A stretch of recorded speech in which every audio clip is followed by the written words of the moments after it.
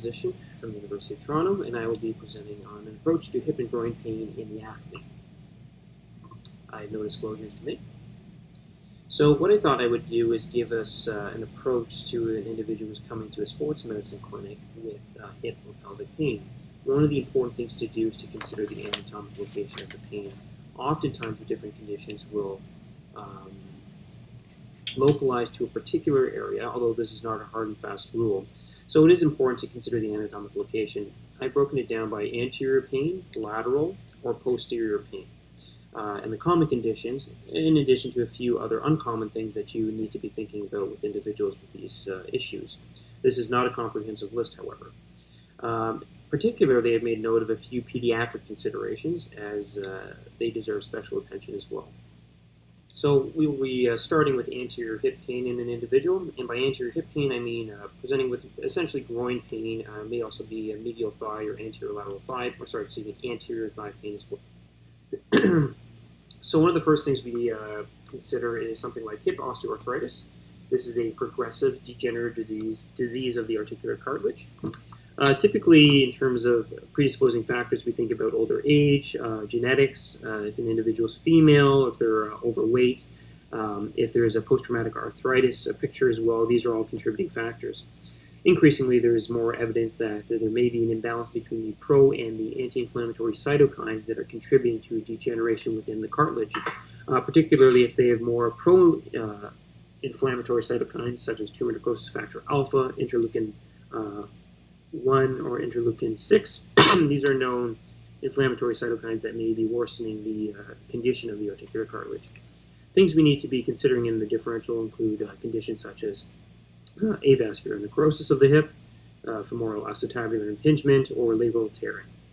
Individuals with these conditions typically present with an antalgic gait.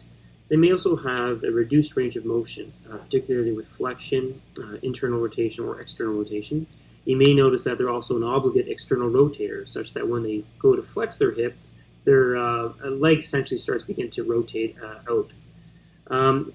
Useful for this condition is the Fadir maneuver, which is flexion adduction, AD-duction, and internal rotation. There's a recent review in the British Medical Journal basically showing the clinical utility of different diagnostic tests for the hip.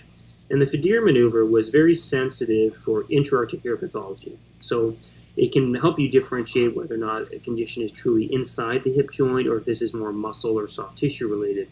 However, it is not specific. So it can tell you that something is wrong inside the joint, but it doesn't exactly tell you what the condition is. So it is a useful maneuver in this condition. When we're working these patients up, you always want to start with an x-ray. So this is a weight-bearing standing x-ray of the pelvis, AP view of the pelvis, I should say, and also the lateral hip. And on the right there, you can see a picture of an individual with hip osteoarthritis. If the x-ray is not revealing and you are suspecting OA in an individual, you might want to proceed to an MRI. And this will show you more detail of the cartilage and can pick up progressive thinning of the cartilage or focal chondral defects. In terms of managing these patients, there's a variety of strategies. Weight loss always needs to be encouraged. There have been many studies that have shown that 5 to 10 pound weight loss can lead up to a 40% reduction in people's pain. Activity modification away from high impact activities such as running or jumping towards activities such as cycling or swimming might be appropriate. Physical therapy for strengthening of the surrounding pelvic muscles, including the pelvic floor muscles, the hip flexors, the gluteal muscles, these are all very important to help offload the joint. They can take anti-inflammatory medications as needed if there are no contraindications. Walking aids are also very appropriate for some individuals, such as walking poles, using a cane, using a walker. And there's evidence that injectables can also be very useful for these individuals to help improve their pain and their functionality. Things like cortisone can offer some short-term relief. There is increasing evidence that viscosupplementation with hyaluronic acid or platelet-rich plasma therapy injections can offer more sustained relief. Ultimately, some individuals may be looking at a surgical replacement or a hip resurfacing procedure. The next condition is femoral acetabular impingement, commonly known as FAI. And in this condition, there is an impingement of the femoral head or neck against the acetabulum. There's two common varieties that we think about in this condition. The first is a cam deformity, and this is a bump on the femoral head or neck junction, and this rubs up against the acetabulum, causing impingement. These are more common in the young, active male population, particularly in hockey players. The pincer deformity is a problem with the acetabulum. There's an increased overhang or overcoverage, and this leads to impingement. This is more common in females over the age of 40. However, the majority of cases are indeed mixed. It's a little bit of a chicken and egg phenomenon. It's not clear whether or not the can bump appeared first or if the acetabular overcoverage was the initial initiating event. In terms of the differential for this condition, you want to be thinking about, again, osteoarthritis for an older individual because they oftentimes present with a reduced hip range of motion. But in addition, you want to be thinking about labral tear, if there's a stress fracture of the femoral head neck junction. Osteitis Pubis is also on that list. In terms of their exam, these individuals may initially have no pain at all, but in the painful state, they may notice that their hip flexion is reduced. They may also have reduced internal or external rotation. Again, they may be an obligate external rotator. The Femoral maneuver is also very useful as they have impingement. In terms of investigations, you want to start with a standing AP and lateral of the hip. You may be able to see on the x-ray evidence of cam deformity. It's also commonly known as a pistol grip deformity. If you're looking for a pincer type deformity with increased acetabular overhang, you'll look for the crossover sign, which is pointing basically to acetabular retroversion on the x-ray. If, however, you do not see evidence on the x-ray and you're suspecting that there might be evidence of FAI in this individual, you might want to proceed to an MRI with either a 3 Tesla or whatever MRI you have available.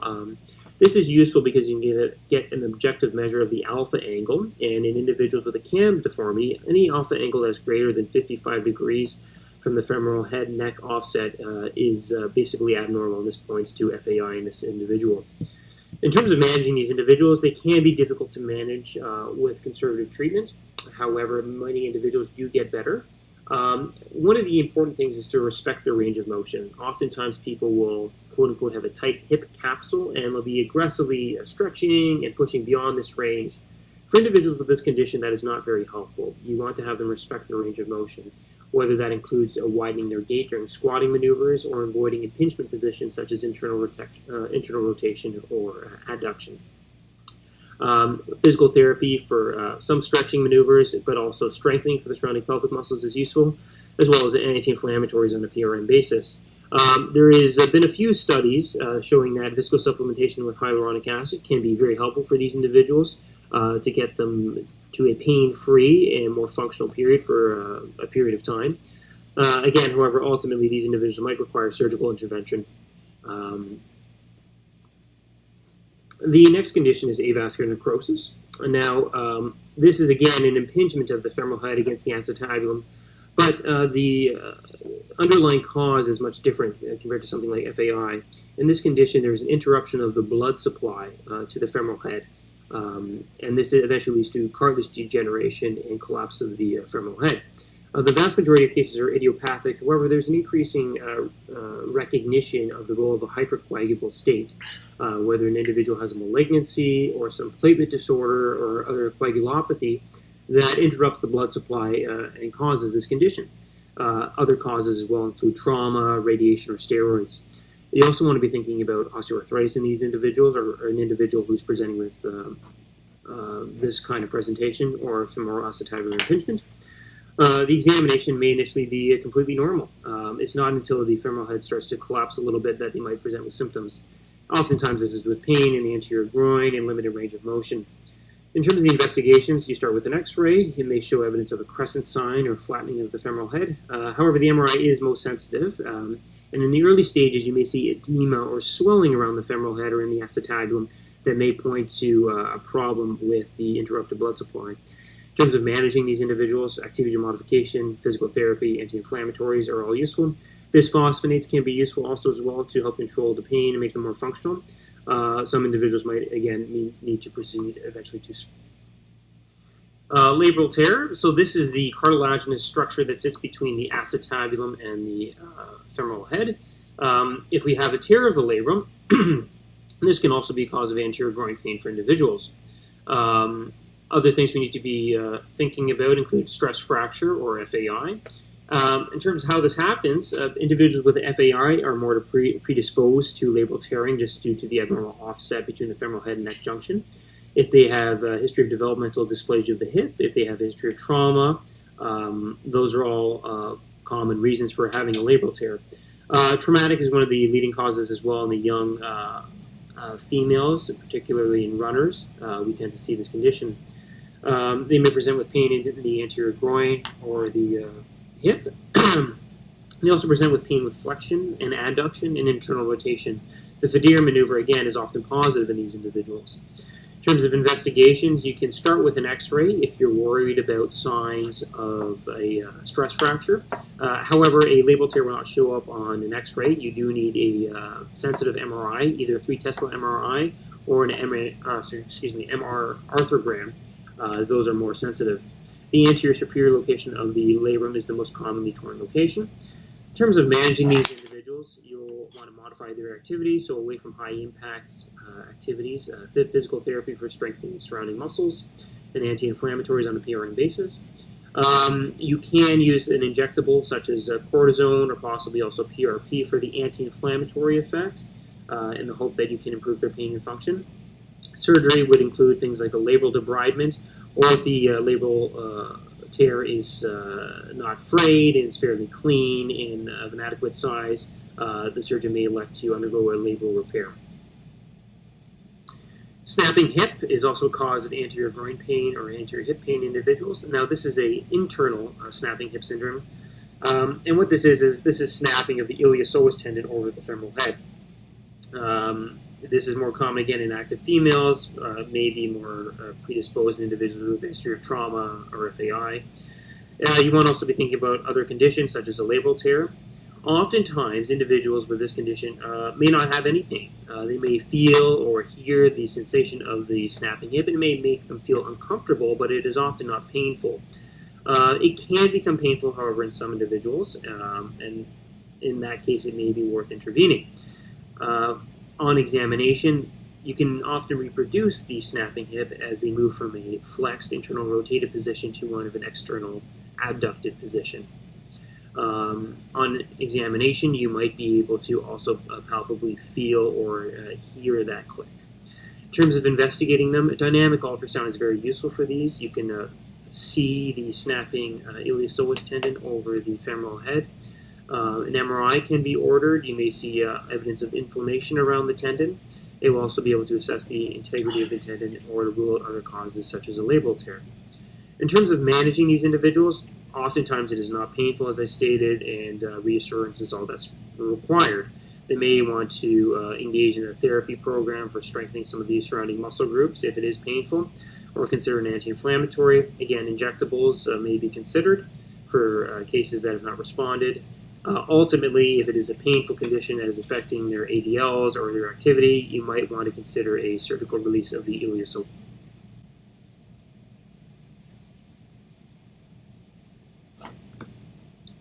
Femoral neck stress fracture. There's two kind of stress fractures that we worry about in athletes in this location. One is a compression side fracture, which you can see in figure B there, or a tension side fracture, which is in figure A. In terms of the mechanism of the injury, it's common due to an overload, overtraining phenomena where there's repetitive stress injury to the bone, and you start with a stress reaction that eventually progresses to a stress fracture. You need to be concerned in individuals who are young females presenting with a female athlete triad or Rett syndrome. These are individuals who may have a disordered eating pattern, also have a problem with their period cycle, such as amenorrhea or oligomenorrhea, and they have a disordered bone metabolism affecting their bone health. In terms of the differential, you want to be thinking about FAI or labral tear in these individuals as well. They may, if they do have a stress fracture, when they initially present, they may have pain with walking. They may have an antalgic gait. However, it's early on in the condition. They may not have progressed to that phase yet. They may have a positive hop test on exam, which involves them hopping on the affected leg 10, 12 times, and it may recreate the pain for them, or they may have to stop. Again, they may have pain with the Federer maneuver. Oftentimes, however, if it's early on in the stress reaction continuum, they may have a normal exam and may not presenting with many signs. In terms of investigation, you want to start with an x-ray. If this shows up, you have your diagnosis. However, if there is no sign of a stress fracture on the x-ray, you can proceed either with a bone scan or with an MRI, both of which have been shown to be very sensitive for picking up this condition. However, the MRI is more specific for a stress fracture.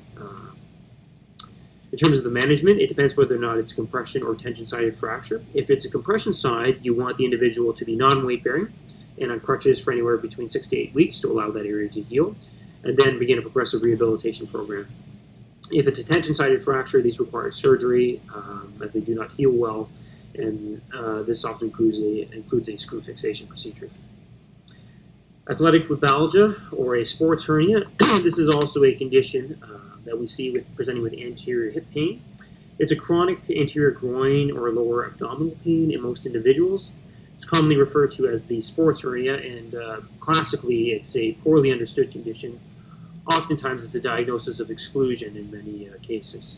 In terms of the mechanism of injury, it's often due to weakness in either the posterior inguinal canal or in the abdominal wall muscles, particularly the rectus abdominis muscles or the transversus abdominis muscles, which lie deeper. It's typically worse with movement, including any twisting or pivoting. We commonly see it in hockey or soccer players. In terms of the differential, you always want to be considering about true hernia, where they have a actual defect and a portion of the rectus muscle or the omentum is protruding through that defect.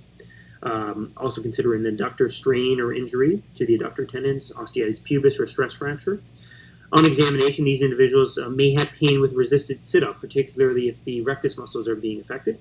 They may also have tenderness to palpation in that quadrant, or tenderness to palpation along the common adductor tendons or along the adductor longus tendons.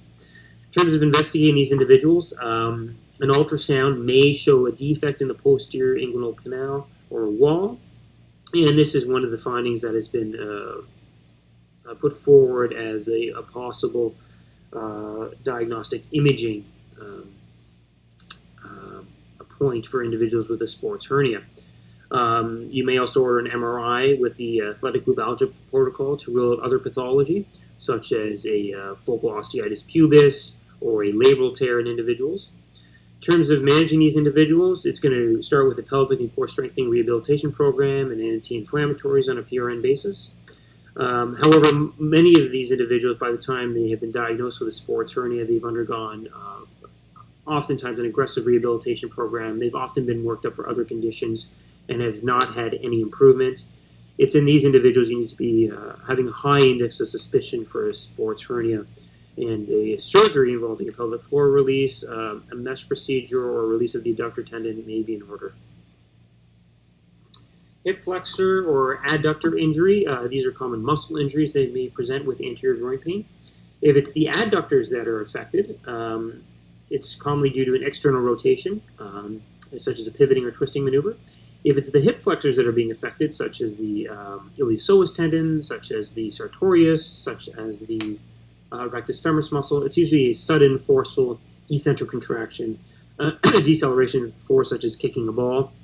And with any muscle strain or injury, there's 3 grades, grade 1 being a strain, grade 2 is a partial tear, grade 3 is a complete tear of the affected tendon and muscle.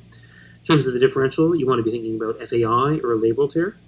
On examination, they may have an intelligent gait. They may have significant bruising or swelling over the affected area, often tenderness to palpation. So knowing the anatomy for the origin of the affected tendon is very important.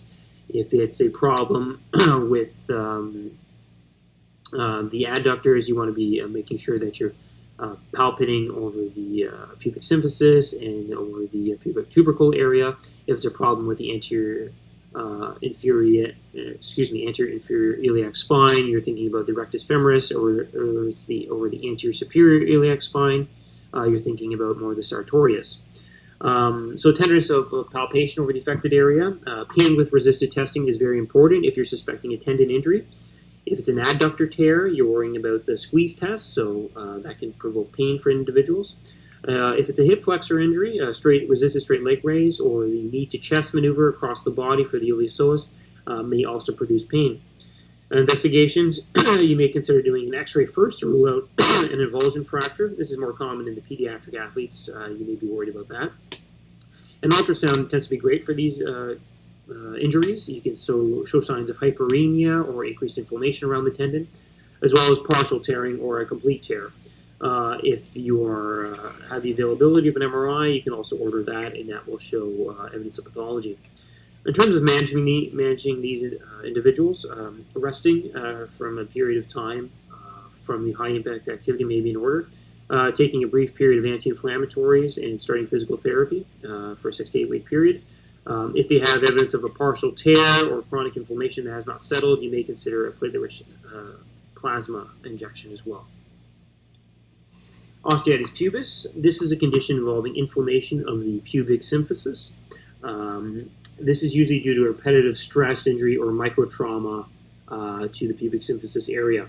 More common in soccer players where there's a kicking or repeated adduction maneuver. Differential diagnosis includes an adductor strain, a rectus abdominis injury, also things like a stress fracture to the affected area or a labral tear. On exam, they often have direct tenderness to palpation. You may also consider a diagnostic lidocaine injection into the pubic symphysis, and if this relieves their pain, you have your diagnosis. In terms of investigating these individuals, you may want to start with an x-ray. This can show signs of repetitive microstress to the pubic symphysis with osteolytic lesions, or if there's widening or diastasis of the pubic symphysis. A bone scan or an MRI will also show signs of edema and repetitive stress injury to the affected site. These individuals can be managed with a period of rest, anti-inflammatories, and physical therapy oftentimes.